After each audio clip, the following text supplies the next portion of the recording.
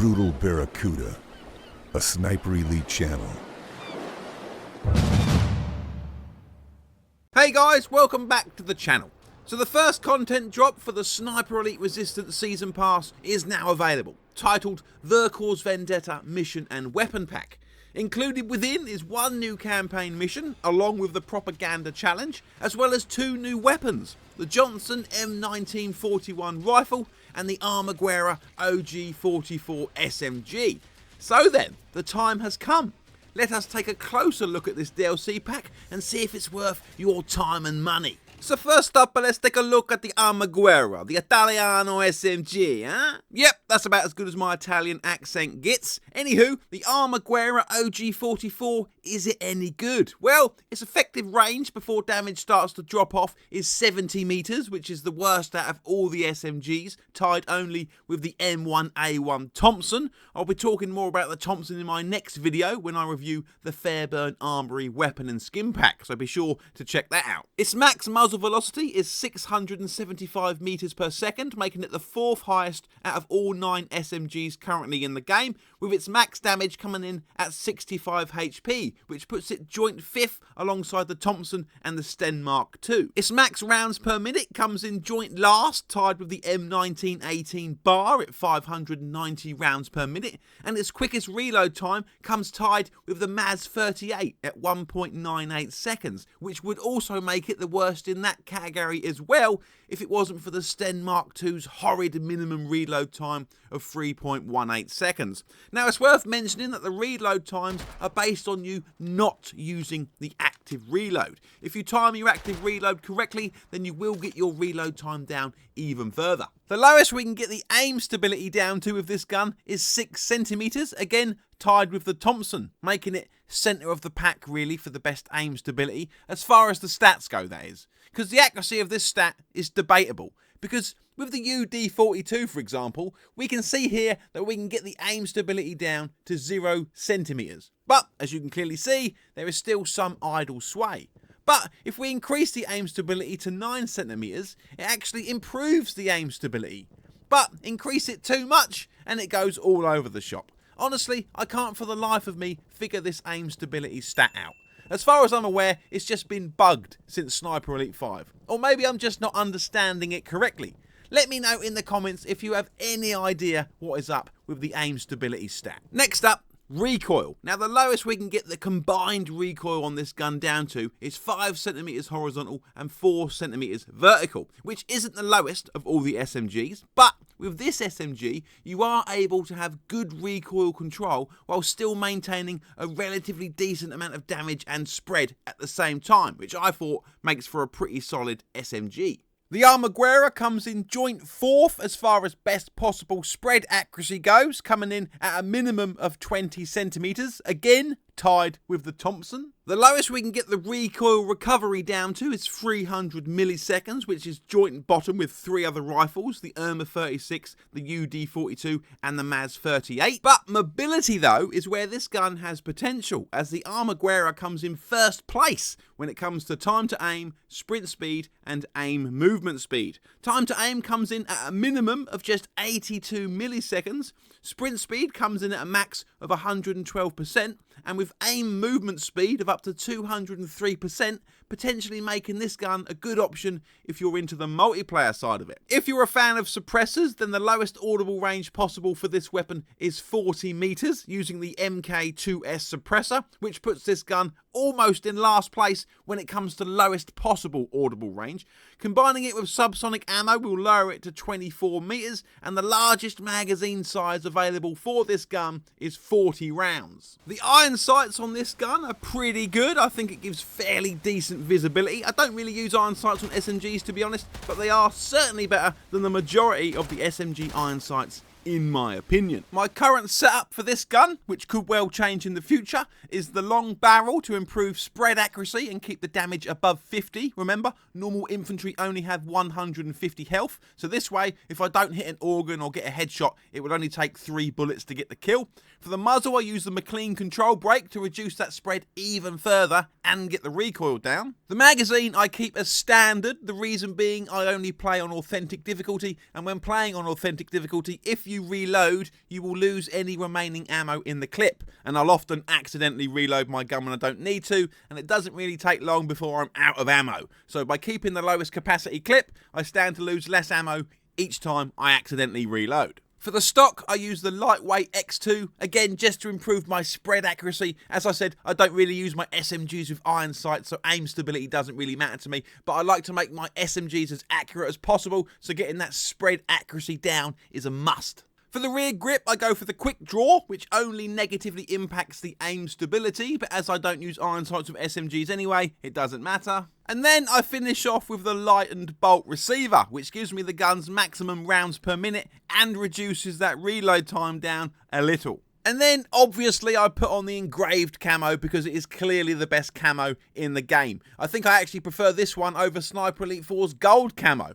What I'd like to see is a golden engraved camo. That would look pretty sweet. So yeah, that's currently how I have this gun set up. Good recoil, decent spread, decent rounds per minute, all whilst maintaining over 50 damage. My only issue really is the reduced sprint movement speed of 92%. But we can't have it all now, can we? The only problem I've found with this gun so far is when equipping the closed folding stock and then using the iron sights. It's a little bit glitched, allowing us to see inside the gun, which is a little bit off-putting, but hopefully it will get fixed in a patch at some point, maybe. So then, that is the Armaguerra OG44 SMG. Now let us check out the new rifle. So, the Johnson M1941 is a semi-auto rifle, making it the 4th semi-auto rifle in the game, not including the Invader's weapons, with an effective range of 400 metres, which is what the majority of the rifles in the game have. Only the Lee Enfield, Mosin Nagant and the Springfield have a higher effective range.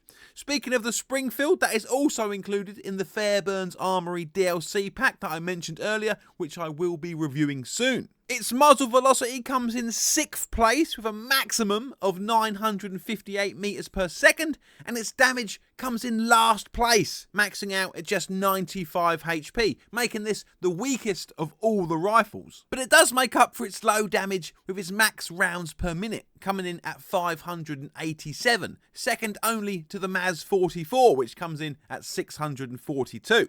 The M1 Garand, if you're wondering, comes in at a max of just 396. Max reload time comes in at 2.84 seconds, making this middle of the pack really. And the lowest aim stability we can get this rifle down to is 8 centimeters with iron sights, and the lowest we can get it down to with a scope on is 10 centimeters, which is joint second for worst minimum scope stability. But like all semi-auto rifles, keep the stability to about 15 centimeters or lower, stick a PU scope on it, and you're good to go for up to 200 meters, no problem. The lowest combined recoil comes in 3rd out of the 4 semi-auto rifles, coming in at 7 centimeters each, which is still decent and gives us some good control. Spread accuracy really doesn't matter for the rifles unless you're running around firing from the hip, but the lowest we can get that down to is 44 centimeters. Best recoil recovery is 320 milliseconds, tied with the ZK420S. Worse than the Maz 44, but better than the M1 Garand. Best time to aim without a scope is 202 milliseconds and 235 milliseconds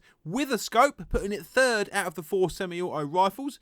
And the fastest equipped time is 405 milliseconds without a scope and 486 milliseconds with a scope, making it joint first with the M1 Garand out of all 4 semi-autos. And the fastest sprint speed and aimed movement speed is the same for all of the rifles, with the exception of the Springfield, which comes out on top. That is probably to make up for the fact that you cannot use the iron sights on that rifle. And speaking of the iron sights, I gotta say I'm loving the iron sights on this rifle. I'm not sure if I prefer them over the M1 Garands or the ZK420S, but I do prefer them over most of the other rifle iron sights in the game. The max magazine size for this rifle is 10 rounds, and the lowest audible range is 67 meters if using the MK2S suppressor, which can be lowered even further to just 20 meters if combined with subsonic ammo. Now, the semi-auto rifles aren't really my thing, to be honest. I much prefer the bolt action rifle, so the only time I'll ever use this rifle is if I fancy just pissing around a bit with the iron sights. I've actually been enjoying using this rifle without a scope. Like I say, it does have some decent iron sights on it.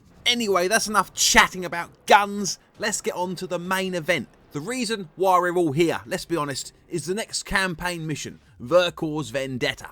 So then, Vercors Vendetta is a nighttime mission that tasks us with destroying the last of the Kleiner Bloom stockpile. Here we also have a couple of Nebelwerfers which we have to destroy. We haven't seen Nebelwerfers in Sniper Elite since Sniper Elite 3, so it's nice to see them back and they sound great.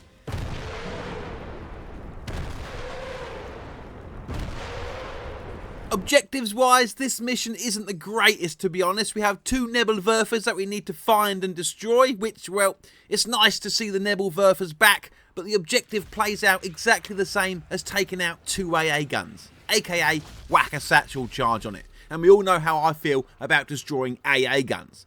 The other main objective also consists of just slapping another satchel charge down. So all of the main objectives here just require a satchel charge, so there's nothing really too exciting. One well-placed satchel charge should silence that Nebelwerfer. But there is certainly something to get excited about as far as optional objectives go. And that is the optional objective here where we have to take out 3 artillery spotters. Fairly simple really, just take out 3 soldiers. But they are not just regular soldiers, these are spotters. Yes! Spotters that fire flare guns down and rain aerial bombardment, forcing you to move. Spotters that were last seen in the campaign mission back in Sniper Elite 4. They have returned, finally. For whatever reason, Rebellion never added them to the campaign or any DLC in Sniper Elite 5. They're also absent in Sniper Elite Resistance's main campaign. I honestly thought we were going to have to wait until Sniper Elite 6 to see spotters back in the campaign. But no, they finally make a return in Sniper Elite Resistance with Vercors Vendetta DLC mission. And I could not be happier. It just begs the question then, why? Why has it taken this long to add spotters back into the campaign? But let's not dwell on that for now. Let's just enjoy the fact that spotters have made a return. So good job here, Rebellion. Credit where credit is due, but not too much credit because you shouldn't have removed them in the first place, to be fair. The way we have to take out the kill list target was a nice surprise. No more recycled dropping of cargo on their heads or poisoning them, which we've been doing since Sniper Elite 5. Here, we actually get something new and original, so that was nice to see. As far as the map design goes, it feels like Sniper Elite 5's Atlantic Wall and Rough Landing had a baby, and I'm all for it. This mission gives us huge open areas and some fantastic vantage points that lets us see huge amounts of the map, which is awesome. I am very pleased with the big open areas and long lines of sight, so honestly, as far as I'm concerned, great work with the map design on this one. I'm a big fan of the huge outdoors maps that let us see long distances, so this is great.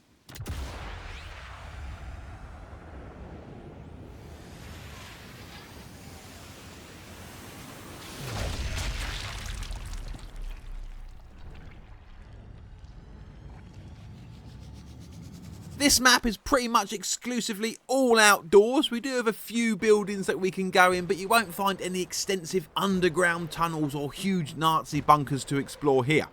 Now, there isn't a huge amount of variation on this map, if I'm honest. The whole map is very samey, unlike, say, Sniper Elite 5's Rough Landing, which has the train station, the village, the farm, the bridge. Rough Landing has a decent amount of variation. Here, it's all just sort of the same. But it's easy to forgive the lack of variation thanks to the huge open areas letting us see for miles. If you are a fan of invasion mode, then you will likely enjoy this map if you prefer long-range sniper duels as opposed to the close quarters combat, which is how invasion mode often ends up.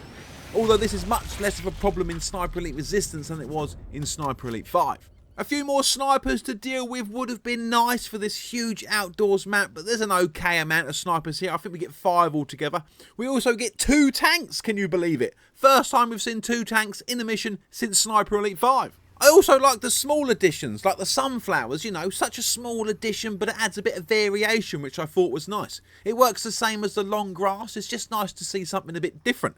What would have been great is if the sunflowers also conceal you whilst you're standing up, because they are tall enough. That would have been a nice touch, having them work slightly differently, but it's still nice to see.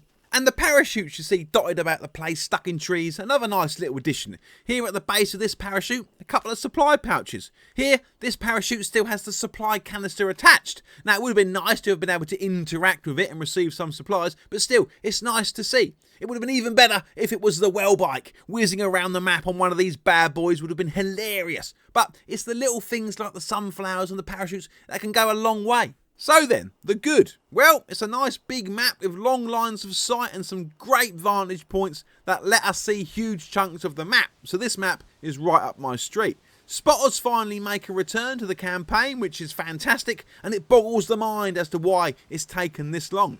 We have snipers, we have multiple tanks, and the Nebelwerfers sound great and can offer some decent sound masking. We have lots of different routes to take, and I love playing Invasion on this map because, let's face it, Invasion should be about sniper duels and not SMG duels. If you're a fan of the propaganda challenges, then this mission comes with a new one, and this time it's a combat challenge, making it only the second combat propaganda challenge in the game. Personally, I'm not a fan of these things, but if you enjoy the propaganda mode, then you will likely be very pleased to finally get another combat challenge to get stuck into. But now for the bad. As with every map, we get bugs, right? And this is no different. Steps we can't creep up, invisible walls, missing textures, wrong textures. I'm pretty sure this barn shouldn't be full of grass. Plenty of walls you should be able to vault over but can't. Honestly, it just seems to be the normal Sniper Elite quality these days. It's nothing game breaking, it's just a little disappointing. The long shot challenge is a waste of time. You have to find a 300 meter kill to get the gold medal, which can be done right at the start of the mission without even moving, so that's a little bit disappointing. And there isn't a huge amount of traffic passing through the mission either, just mainly a couple of bikes. And the Nebelwerfers. I did some extra testing because it's nice to know the facts, and you need to be within 175 metres of a Nebelwerfer for it to create a sound mask, which isn't a problem. But if you get too close, it will just magically stop firing. One of the Nebelwerfers will stop firing if you get to within 100 metres, and the other will stop firing if you get to within 50 metres, which gives you this kind of sweet spot around each one you need to stay within in order to utilise the Nebelwerfer's sound mask. Also, just FYI, each Nebelwerfer fires off about every 6 minutes, so one will fire off, then 3 minutes later the next one will fire, and so on. But honestly, 6 minutes is a long time to wait for the next sound mask. Whereas in Sniper Elite 3, the Nebelwerfers had a proper crew actually manning them with some great animations, honestly, and you could get as close as you like and they would just keep firing until you actually disturbed the crew, making the sound masks much more useful. And whilst, like I said, there are some good vantage points with long lines of sight, there just isn't really a huge amount of enemies that can be seen from these vantage points. But the vantage points can make for some fantastic invasion duels. But those are just a few minor issues. The one real problem that I have with this mission, and it is a big problem, and it's been a big problem since Sniper Elite 5, and that is, you've probably guessed it, the enemy count. I went through the entire mission, killed every single person, and the enemy count did not even reach 100. So once again we get this great huge map full of potential, but it's largely empty. I mean, there's a few areas with a decent amount of enemies, obviously, but there are large chunks of this map with very few enemies, which is just a shame, and it can ruin the whole experience. If the map came with 200 enemies, it would have been fantastic, because I absolutely love the layout of this mission. It's right up my street, spotters are back, you know, they almost nailed it. If only there was more enemies. First time I played through this mission, I completed all the objectives on Authentic, didn't die once, and finished it in just under an hour. No real challenge at all, honestly. But it's always nice when a new mission comes out, and this one is no different. Spoiled only really by the fact it has a distinct lack of enemies. But all the maps in Sniper Elite Resistance seem to suffer from the same problem. Rebellion really need to sort this out for Sniper Elite 6. Overall though, I did enjoy this mission, and the fact they were willing to add spotters back into the mix kinda leaves me a little bit optimistic about the next DLC mission. And my optimism in Sniper Elite Resistance has been somewhat lacking of late. So yeah, this mission was actually a nice surprise. I certainly hope to see more spotters make an appearance in the future, because Rebellion, you have no excuse now, because we know it's absolutely possible. And that, ladies and gentlefolk, is the Vercors Vendetta Mission and Weapon Pack. Is it worth the asking price of £10 or $12? Well, that, as always, is for you to decide. Personally, I'll hardly use the Johnson rifle. I'm not a big fan of the semi-autos. The Armaguerra OG44 SMG is pretty solid, and I'm currently still using that as my main SMG, so I'm happy with that. And the mission, I really do like. It's just a lack of enemies, which lets it down. I'm happy that I bought it, but then again, it's a new mission, and I'm a sucker for a new mission. But bear in mind, if you are not the type of player to replay these missions over and over like many of us do, then this mission is only going to give you an hour, maybe two, of additional content. If you already have the deluxe edition of Sniper Elite Resistance, then you'll be getting this mission anyway. But if you don't have the season pass, be sure to let me know in the comments if you're going to pull the trigger on this DLC or not. And if you do have this mission, what did you think of it? Was you as happy with it as I was, or was you left feeling a bit underwhelmed? Be sure to let me know down below. Thanks so much for watching. If you enjoyed this video, please do give it a like. It really does help the channel to grow. This is a dedicated Sniper Elite channel, so hit the subscribe button to be kept up to date on all things Sniper Elite. And I will see you guys in the next video! No rest for the wicked, eh?